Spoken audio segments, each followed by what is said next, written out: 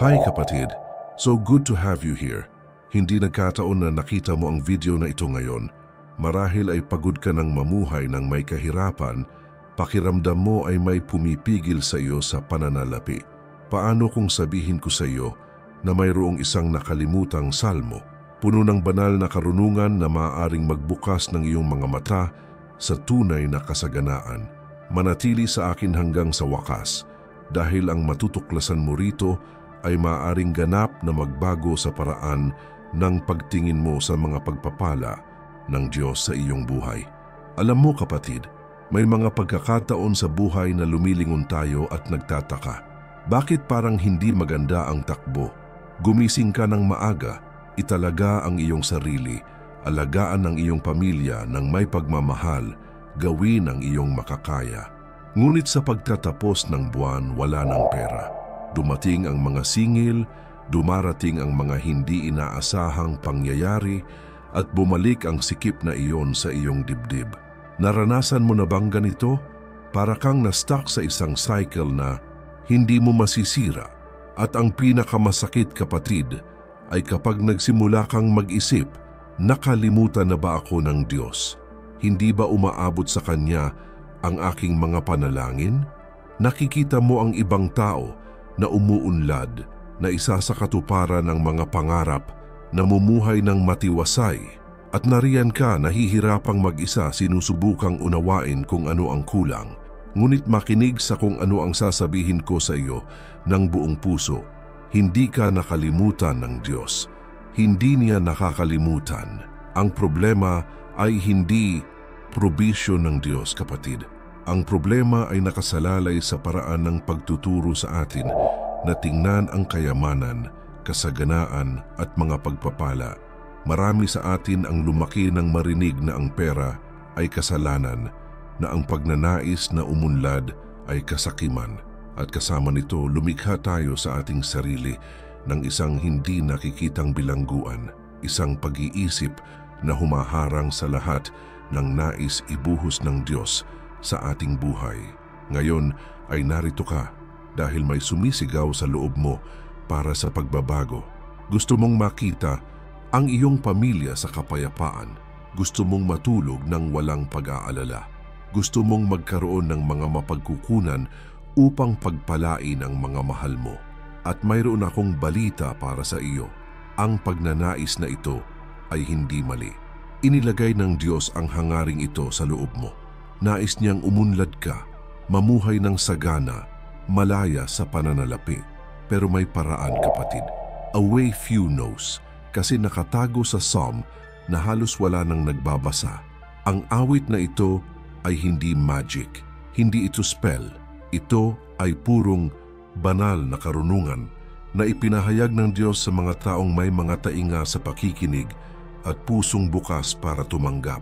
At ngayon, matutuklasan mo kung ano ang awit na ito, kung ano talaga ang itinuturo nito, at kung paano ilapat ang karunungan na ito sa iyong buhay sa praktikal, totoo at pagbabagong paraan. Pero bago ko ihayag sa iyo, gusto kong may gawin ka sa akin ngayon. Huminga ng malalim, ilagay ang iyong kamay sa iyong dibdib at ipahayag sa akin sa mga komento. Binubuksan ko ang aking puso upang matanggap ang karunungan ng Diyos tungkol sa aking pananalapi. Sige, isulat mo na ito ngayon. Ang deklarasyon na ito ay makapangyarihan dahil kapag idineklara mo ito ng may pananampalataya, isaaktibo mo ang isang bagay sa espiritual na mundo. At ipagdadasal ko ang bawat taong nagpahayag nito dito. Ngayon ay bigyang pansin dahil ang susunod na mangyayari ay mayayanig ang lahat ng inakala mong alam mo tungkol sa kaunlaran at kayamanan ayon sa salita ng Diyos.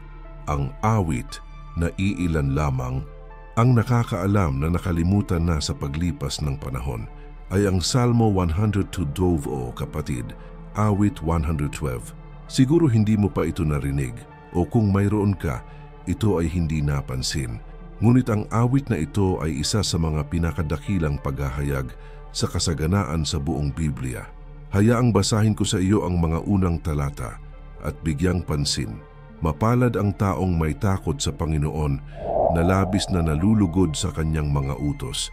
Ang kanyang mga inapo ay magiging makapangyarihan sa lupa. Ang lahi ng matuwid ay pagpapalain. Kayamanan at kasaganaan ay nasa kanyang bahay at ang kanyang katuwiran ay mananatili magpakailanman. Awit 112, talata 1-3. Napansin mo ba ang nakasulat dito, kuya? Ito ay hindi isang pangako ng isang instant himala. Ito ay hindi isang magic formula. Ito ay isang walang hanggang prinsipyo kung paano gumagana ang Diyos sa buhay ng mga may takot sa Kanya at nalulugod sa Kanyang salita. Malinaw na sinasabi ng talata, magkakaroon ng kayamanan at kasaganaan sa tahanan ng taong iyon. Ngunit tingnan ang kalagayan. Ang taong ito ay natatakot sa Panginoon at nalulugod sa kanyang mga utos.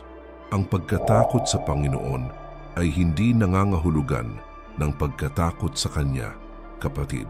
Nangangahulugan ito ng pagkakaroon ng paggalang at pag-uuna sa Diyos sa lahat ng bagay. At ang kasiyahan sa Kanyang mga utos ay nangangahulugan ng pagmamahal sa salita, pamumuhay ayon sa mga prinsipyo ng Biblia at paghahanap ng karunungan araw-araw. Hindi ito religiosity, ito ay isang tunay na relasyon sa Diyos. At kapag namumuhay ka sa ganitong paraan, may makapangyarihang mangyayari. Binubuksan ng Diyos ang mga pintuan na hindi maaring isara ng sinuman. Siya ay nagbubuhos ng mga biyayang hindi mo inakala. Binibigyan ka niya ng karunungan upang gumawa ng mga tamang desisyon, pag-unawa upang maiwasan ang mga bitag at pabor sa iba. Dahil ang tunay na kayamanan, kapatid, ay hindi nanggagaling sa hirap ng mag-isa. Ito ay nagmumula sa banal na karunungan na inilapat sa pagsasagawa. Pero meron pa. Ang awit 112 ay nagpapatuloy sa pagsasabing ang taong ito ay mahabagin, nagpapahiram ng bukas palad at kumikilos ng makatarungan. Sa madaling salita, ang kasaganaan ng Diyos ay hindi kailanman makasarili. Ito ay palaging may bukas na puso na may isang taong nakakaalam na sila ay pinagpala upang pagpalain ng iba. Ngayon alam ko na kung ano ang maaari mong isipin, ngunit paano ko ito ilalapat sa aking buhay? Paano ko isabuhay ang awit na ito sa aking pang-araw-araw na buhay? At iyon mismo ang ituturo ko sa iyo sa mga susunod na minuto. Dahil hindi sapat na alam mo lang ang salmo, kapatid. Kailangan mong malaman kung paano i-activate ang karunungan na ito sa iyong totoong buhay, sa iyong mga desisyon, sa iyong pananalapi, sa iyong trabaho.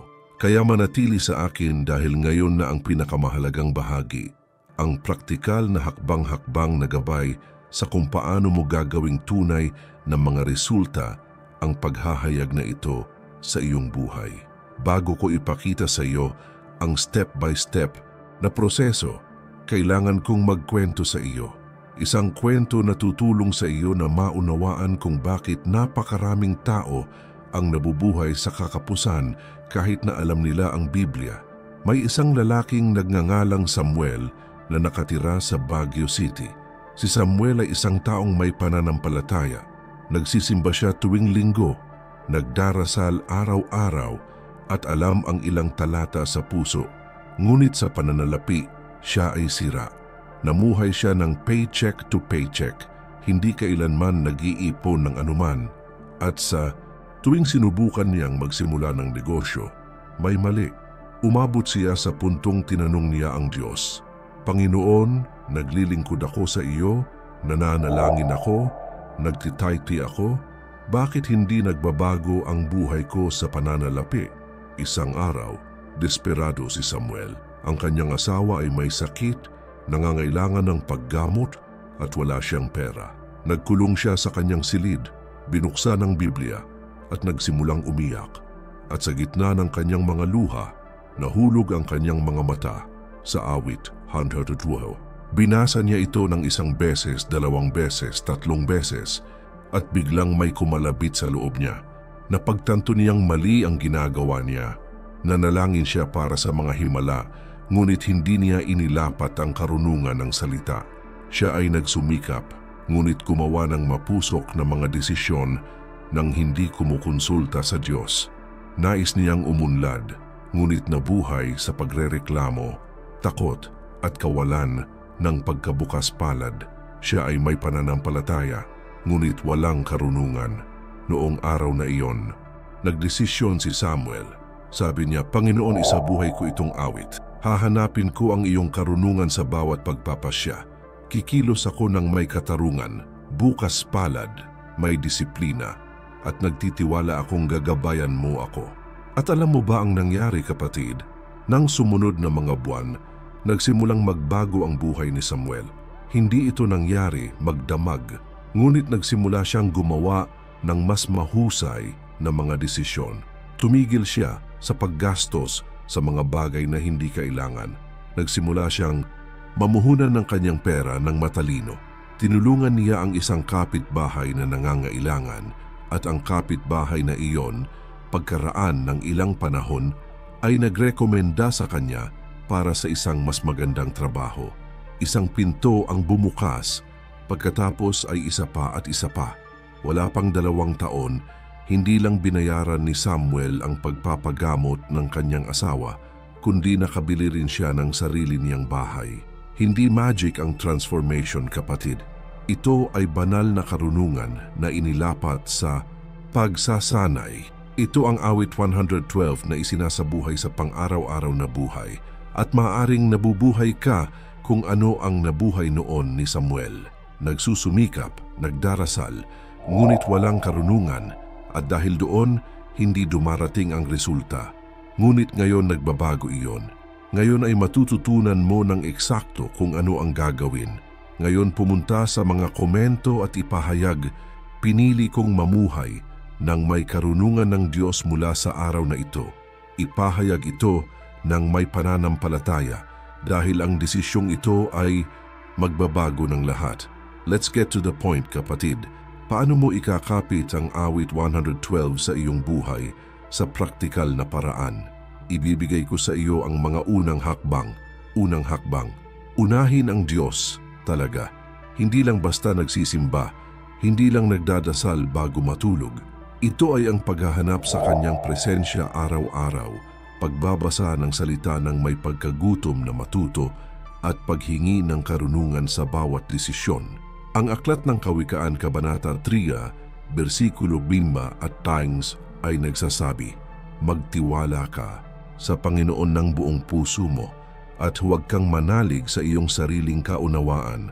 Sa lahat ng iyong mga lakad ay kilalanin mo siya at kanyang ituturo ang iyong mga landas. Kapatid, ito ay totoo.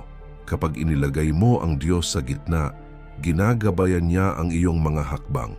Iniligtas ka niya mula sa masasamang desisyon, binubuksan ang mga pintuan na hindi mo nakita. Ikalawang hakbang, bumuo ng isang mindset ng karunungan, hindi instant himala. Maraming tao ang nagnanais na lutasin ng Diyos ang lahat ng magdamag, ngunit hindi iyon ang paraan ng kanyang paggawa sa halos lahat ng oras. Binibigyan kaniya ng karunungan para kumilos. Tinuturuan kaniya na pamahalaan ng mabuti ang maliliit na bagay, nang sa gayon ay maipagkatiwala niya sa iyo ang marami. Ang Kawikaan Kabanata 21, versikulo 5 ay nagsasabi, ang mga plano ng masipag ay humahantong sa kasaganaan, ngunit ang bawat nagmamadali ay tiyak na darating sa kahirapan. Sa madaling salita, kailangan mong magplano, kumilos ng may disiplina at magtiwala sa proseso ng Diyos. Ikatlong hakbang, maging bukas palad kahit nakakaunti ka. Nilinaw sa awit 100 na ang taong pinagpala ay bukas palad. Sila ay nagpapahiram, sila ay tumutulong, sila ay nagbabahagi, at hindi ito kawalan, kapatid. Ito ay binhi. Ang Kawikaan Kabanata 11, versikulo 24 ay nagsasabi, may mga taong nagkakalat ngunit dumarami pa, at may mga nagtitipid ng higit sa nararapat at nauuwi sa kahirapan. Ang pagkabukas palad ay nagpapagana ng pagpapala ng Diyos sa iyong buhay. Maaring ito ay tila magkasalungat, ngunit iyan kung paano gumagana ang kaharian. Ika-4 na hakbang, gumawa ng mga desisyon ng may katarungan at integridad. Huwag subukang umunlad ng hindi tapat. Huwag kailanman mandaraya. Huwag magsinungaling. Huwag magnakaw. Sapagkat ang pagpapala ng Diyos ay hindi dumarating sa kung ano ang hindi nakuha. Ang Kawikaan Kabanata 10, versikulo 22 ay nagsasabi, ang pagpapala ng Panginoon ay nagpapayaman at hindi nagdaragdag ng kalungkutan. Kapag pinaunlad mo ang paraan ng Diyos, mayroon kang kapayapaan. Kapag umunlad ka sa maling paraan, maaring may pera ka, ngunit hindi ka magkakaroon ng kapayapaan. Ito ang mga haligi, kapatid. At kapag namumuhay ka ng ganito, nagsisimulang kumilos ang Diyos sa iyong buhay sa mga paraan na hindi mo maiisip. Ngayon, kung ang salitang ito ay sumasalamin sa iyo, kung nararamdaman mong ang Diyos ay nagsasalita sa iyo sa pamamagitan ng video na ito, mag-iwan ng isang tulad dito. Ang ganitong tulad ay hindi para sa akin. Ito ay isang paraan para igalang mo ang salita na iyong natanggap at mag-subscribe sa channel at i-activate ang bell dahil dito ay patuloy kang makakatanggap ng makapangyarihang mga paghahayag na magbabago sa iyong espiritual at pinansyal na buhay.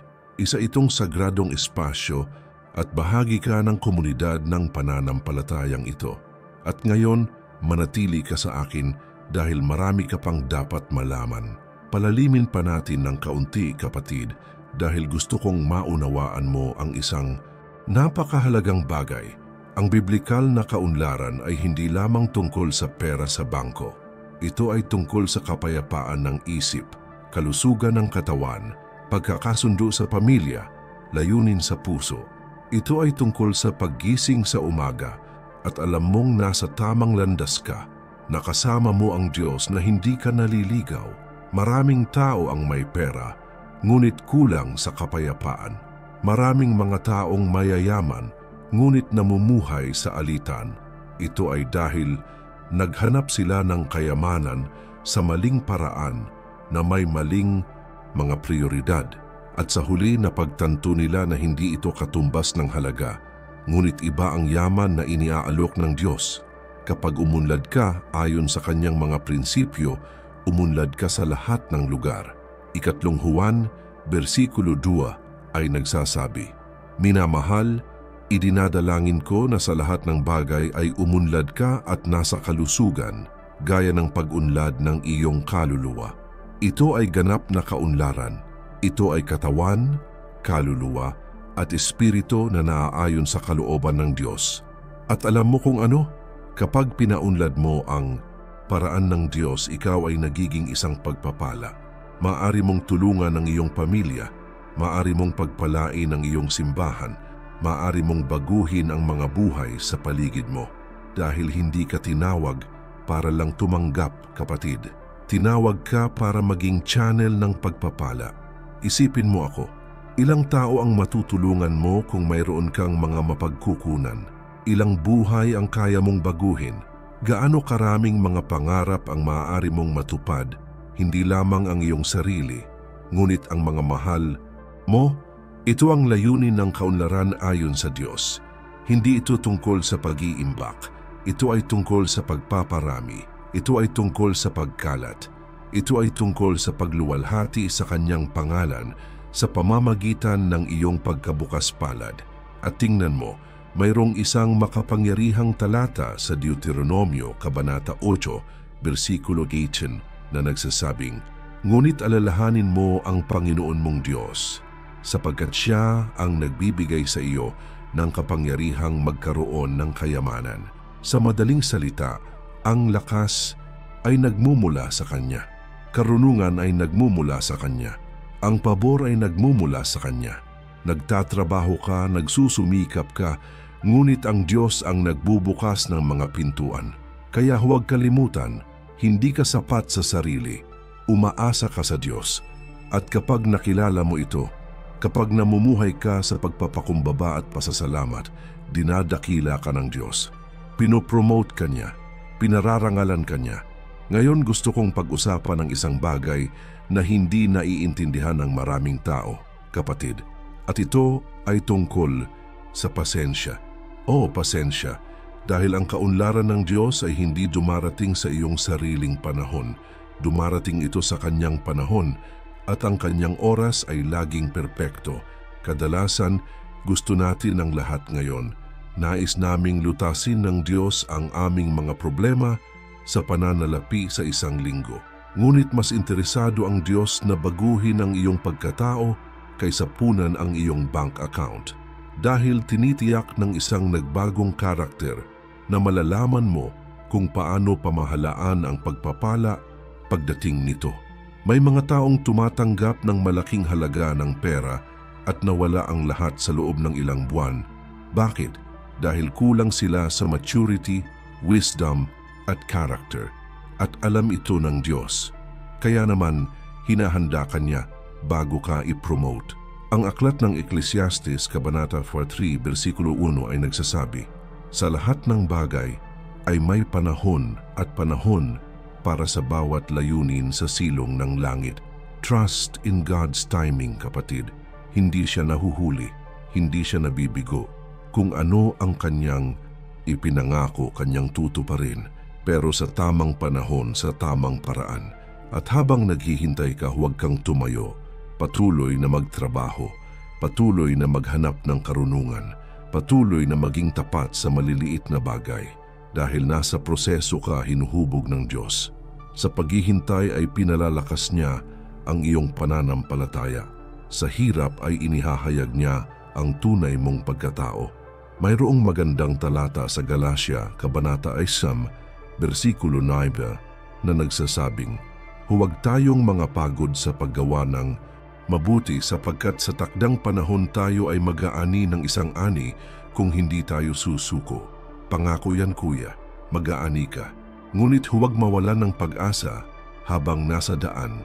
Huwag sumuko kapag ang takbo ay nagiging mahirap dahil ang ani ay dumarating sa mga nagtitiyaga. At alam mo kung ano, kapag dumating ang pagpapala, babalikan mo at mauunawaan mo kung bakit ito nagtagal. Makikita mo na inihanda ka ng Diyos, tinuturuan ka, pinalalakas ka, at magpapasalamat ka sa bawat araw ng paghihintay dahil doon ka naging kung sino ang kailangan mo. Ngayon gusto kong ipahayag mo ang isang bagay na makapangyarihan sa akin. Pumunta sa mga komento at sumulat. Nagtitiwala ako sa oras ng Diyos at nananatiling tapat. Ang pagpapahayag na ito ay isang gawa ng pananampalataya at pinararangalan ng Diyos ang mga may pananampalataya. At bigyang pansin dahil ang sasabihin ko sa iyo ngayon ay isang bagay na kakaunti lamang ang nakakaalam, ngunit iyon ay maaaring magbago ng lahat sa iyong buhay. Kapatid, may kailangan akong sabihin sa iyo at baka mahirap pakinggan. Pero totoo naman at ang katotohanan ay nagpapalaya sa iyo. Kadalasan, ang pumipigil sa iyo ay hindi ang mga pangyayari sa paligid mo. Ito ang mindset sa loob mo. Ang mga paniniwalang dinala mo mula pagkabata.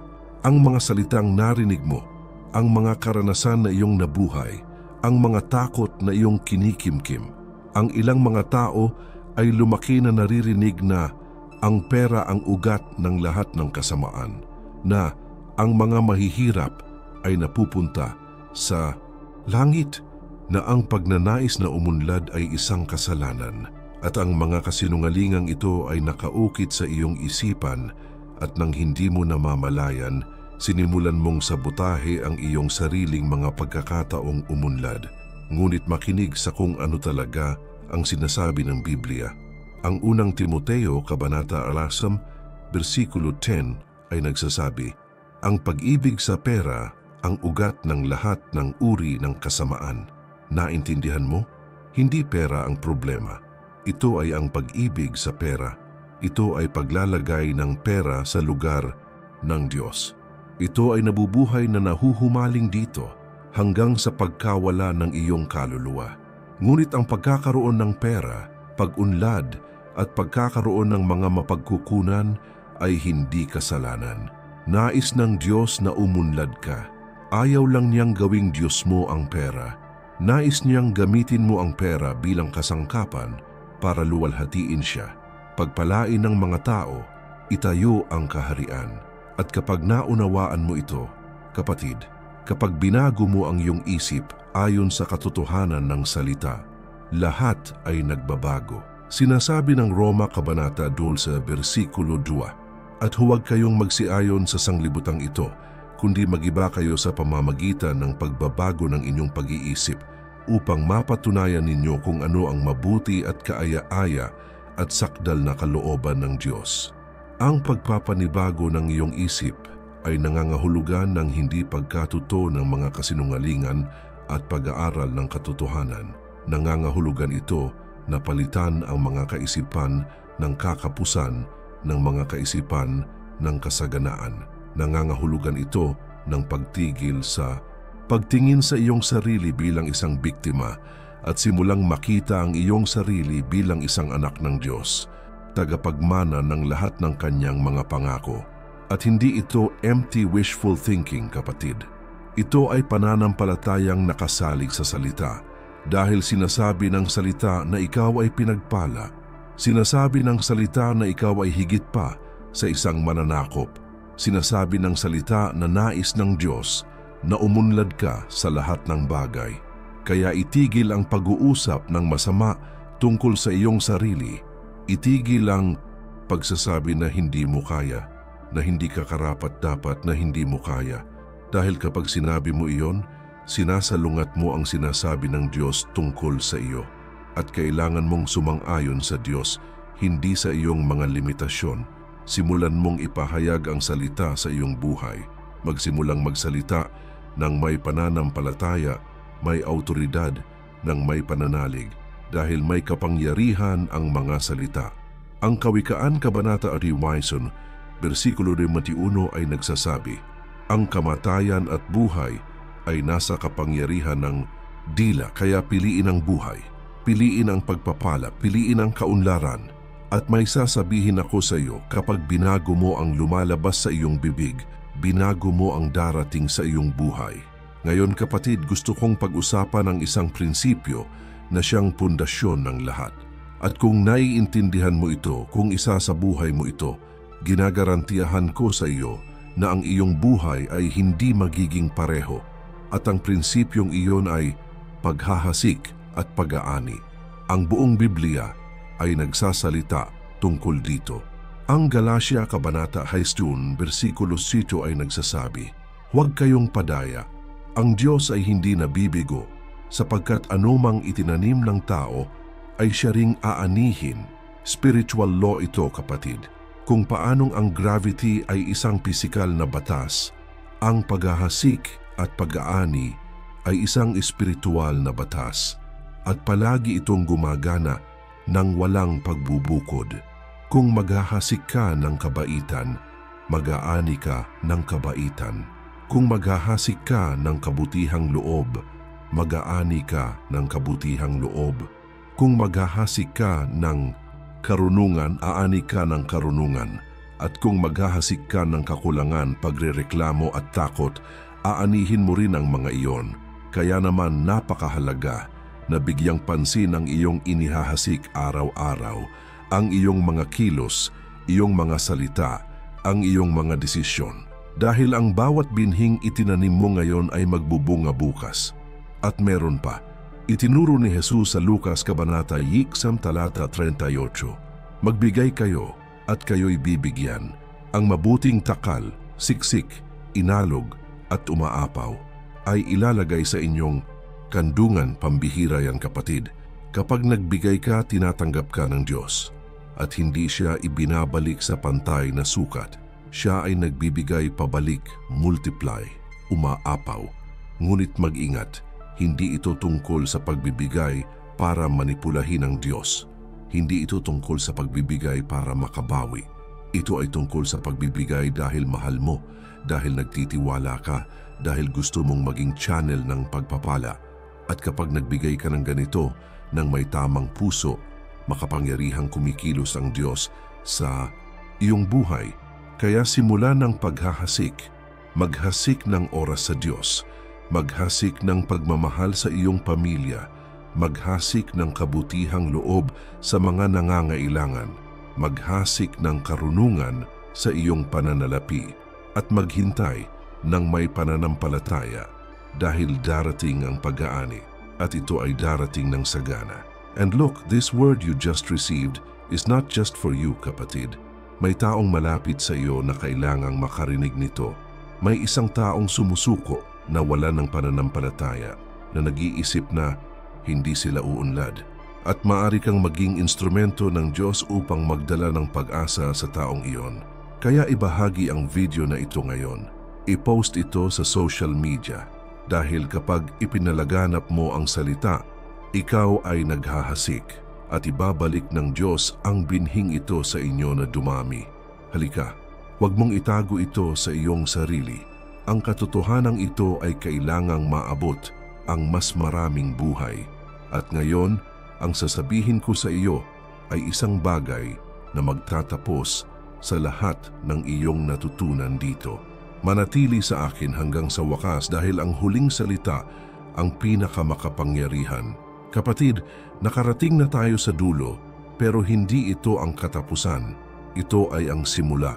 Ang simula ng isang bagong paraan ng pamumuhay, pag-iisip at pag-unlad. Lahat ng narinig mo sa video na ito ay hindi teorya. Ito ang buhay na salita ng Diyos na may kapangyarihang baguhin ang iyong katotohanan. Ang awit 112 ay hindi isang nakalimutang salmo ng hindi sinasadya. Nakalimutan ito dahil ayaw ng kaaway na malaman mo ang katotohanan tungkol sa kaunlaran. Ayaw niyang mamuhay ka ng masagana, malaya sa pananalapi, maging isang pagpapala. Ngunit ngayon, natuklasan mo ito at ngayong alam mo na mayroon kang pagpipilian. Ipagpatuloy ang pamumuhay tulad ng ginawa mo o simulan ang pamumuhay ayon sa karunungan ng Diyos. At alam kong pipiliin mo ang pangalawang opsyon dahil hindi ka dinala ng Diyos dito ng walang kabuluhan. May purpose siya sa buhay mo. Siya ay may mga plano ng kaunlaran para sa iyo, hindi para saktan ka, kundi para bigyan ka ng pag-asa at kinabukasan. Gaya ng nakasulat sa Jeremias, Kabanata 29, versikulo 11. Ngayon, gusto kong magdasal para sa iyo at gusto kong tanggapin mo ang panalangin ito ng may pananampalataya dahil igagalang ng Diyos ang panalangin ito. Ama, idinadalangin ko ang taong ito na nakikinig sa akin ngayon. Dalangin ko na buksan mo ang mga mata ng kanilang pangunawa, na makita nila ang mga pagkakataong ibinibigay mo sa kanila araw-araw. Dalangin ko na ibuhos mo sa kanila ang karunungan na gumawa sila ng mga tamang desisyon, na sila ay umunlad sa lahat ng lugar ng kanilang buhay. Dalangin ko na iyong sirain ang bawat pag-iisip ng kakulangan, bawat takot, bawat limitasyon. Amin. Ngayon, kung natanggap mo ang salitang ito, kung naantig nito ang iyong puso, iwanan ng iyong tulad dito bilang isang gawa ng pananampalataya. At kung hindi ka pa nakasubscribe sa channel, mag-subscribe ngayon at i-activate ang bell dahil dito ka patuloy na makakatanggap ng makapangyarihang mga paghahayag na tutulong sa iyong umunlad sa espiritual at pinansyal. At tingnan mo kung ano ang susunod na magugulat sa iyo. May isang bagay na gustong ihayag sa iyo ng Diyos. Isang bagay na kukumpleto sa lahat ng iyong natutunan dito ngayon. Mag-click sa video na lumalabas sa screen ngayon. Hindi ka magsisisi. Marami pang ipapakita sa iyo ang Diyos. Sige, i-click mo na.